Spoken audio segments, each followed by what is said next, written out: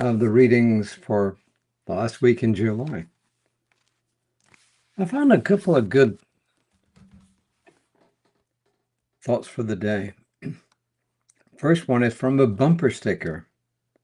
Don't postpone joy. Don't postpone joy. Like that one. But I also like this from Samuel Johnson, who says, the true measure of a person is how they treat someone who can do them absolutely no good. The true measure of a person is how they treat someone who can do them absolutely no good. And I really like those two quotes. And here is the reading for today. It's good reading. Love is the cosmic glue. How about that? Love is the cosmic glue. First quote is one of my favorite quotes of all time, and it's from Pierre Teilhard de Chardin, who says, someday, after mastering the winds, the waves, the tides, and gravity, we shall harness for God the energies of love. And then, for the second time in the history of the world, humans will have discovered fire. Pierre Teilhard de Chardin was a really impressive figure. And when he was an old man, he actually met Jean Houston when she was a little girl, and of course she just passed away not too long ago as well. But two really great figures in human history. And Ernest Holmes says, love is within us. It cannot be destroyed. It cannot be ignored. To the extent that we abandon love, we will feel it has abandoned us. Denying love is our only problem, and embracing it is the only answer. And that's from Living the Science of Mind. It's actually a good book, Living the Science of Mind. Look it up. And this is Reverend John, who says, this reflection by Ernest Holmes expresses the idea that love is the deepest and most fundamental power within all human experience. And it is, in essence, the spiritual nature of the universe. Poets and prophets, and many others, have been writing about love for centuries, yet it remains elusive to many.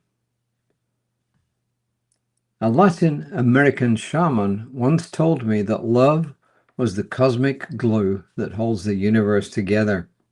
He says, I liked that idea.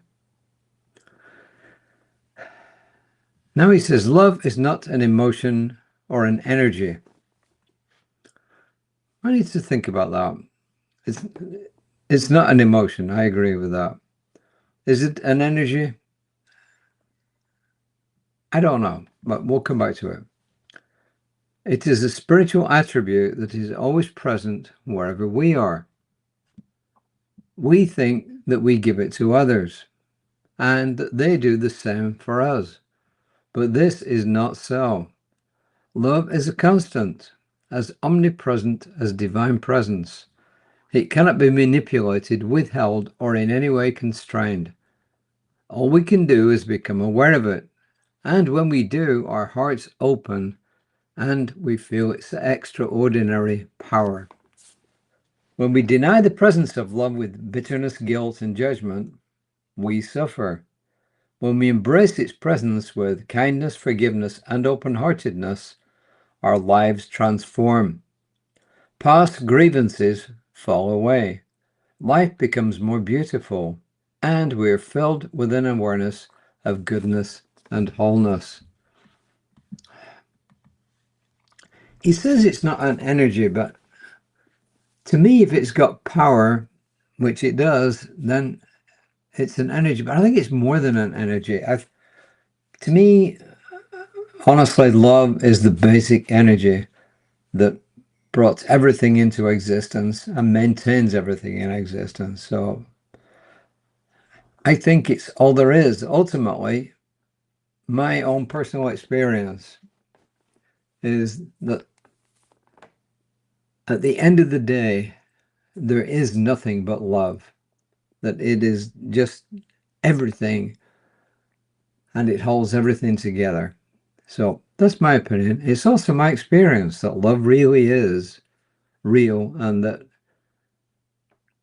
sometimes you cannot imagine that there's anything else but love. It just simply is. So those are my experiences. I am aware of love in, through, and all around me. Absolutely. I believe that when we open our hearts and our minds to allow in love, then everything else kind of becomes, I wouldn't say irrelevant, but it becomes secondary. So think about it. What do you think love is? What does it mean to you? How is it expressed in your life? That's what I'm going to leave you with today. Not a prayer, but a question.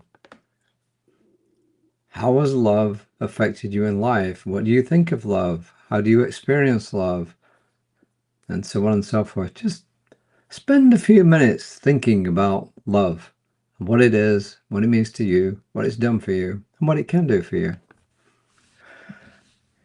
I'm aware of love in, through, and all around me. I am aware of love in, through, and all around me. So there you are. Those are Reverend John's thoughts for the day. They're my thoughts for the day. So now it's up to you to have your thoughts for the day. So remember, Reverend Lisa, 9:15 tomorrow morning. Look out for me tomorrow at 5 o'clock. And until next time, namaste.